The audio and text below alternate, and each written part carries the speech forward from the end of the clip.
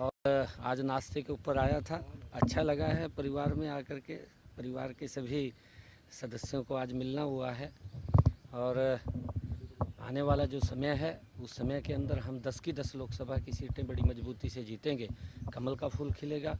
नरेंद्र मोदी जी को तीसरी बार प्रधानमंत्री बनाने में हमारी हरियाणा की अहम भूमिका होगी और उसके अंदर कुलदीप जी का भी एक हाथ बड़ा उसके अंदर होगा। तो कहाँ कुलदीप जी प्रचार करेंगे सर, भव्य कहाँ करेंगे? वो उसकी बैठ कर के सारी रचना बनती है, योजना बनती है पार्टी के अंदर बैठ कर के कहाँ कहाँ ड्यूटी लगेगी, क्योंकि जहाँ भी ड्यूटी लगेगी और जिस नेता की भी ड्यूटी लगेगी वहाँ पर वो जाएंगे। सर कांग्रेस अभी तक टिकट नहीं बांट पाई है। बीजेपी के तमाम प्रत्याशी मैदान में है सर, लगातार देरी देखने को मिलती है नजर है। किस तरीके से उनकी रणनीति को देख रहे हैं? कांग्रेस में मंथन चल रहा है, क्योंकि जो बड़े नेता हैं, चाहे भूपेंद्र सिंह हुड्डा थे, पिछली बार चुनाव लड़े थे, रह गए थे। अब की बार कहीं ना कहीं उनके मन में इस बात का डर है कि अब की बार भी हम हार ना जाएं, और उस हार के डर के कारण वो कहीं ना कहीं मैदान में उतरने से डर रहे हैं और किसी न किसी के ऊपर कभी किसी पे हाथ रखते हैं, कभी किसी पे हाथ रखते हैं।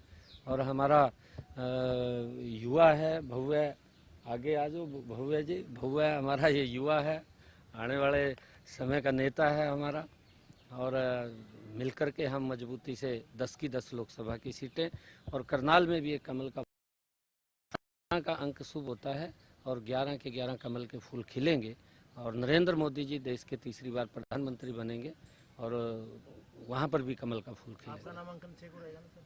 6 तारीख को। सर कांग्रेस के मैनिफेस्टो को लेकर लगातार चीजें वो देखने को मिलती है। प्रधानमंत्री ने निशाना साधा कि मंगलसूत्र लेने तक का जो काम है वो कांग्रेस कर देगी। सर विरासत टैक्स को लेकर भी कांग्रेस के नेताओं का बयान दिया है विरासत टैक्स वाला सर।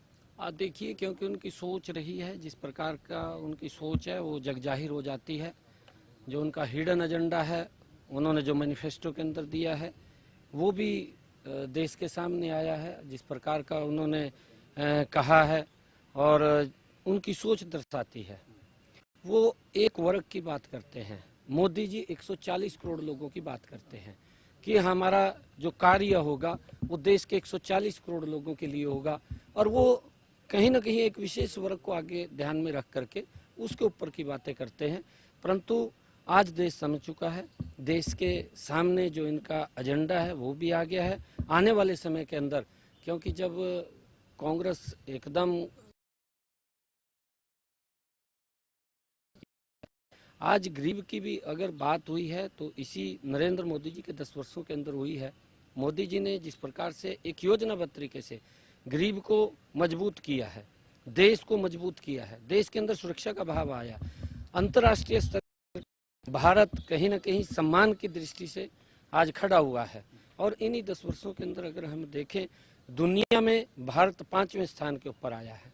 ये प्रधानमंत्री जी का ही विजन है कि आने वाले समय के अंदर दुनिया में भारत तीसरे स्थान के ऊपर खड़ा हो, उसके लिए काम कर रहे हैं। Thank you.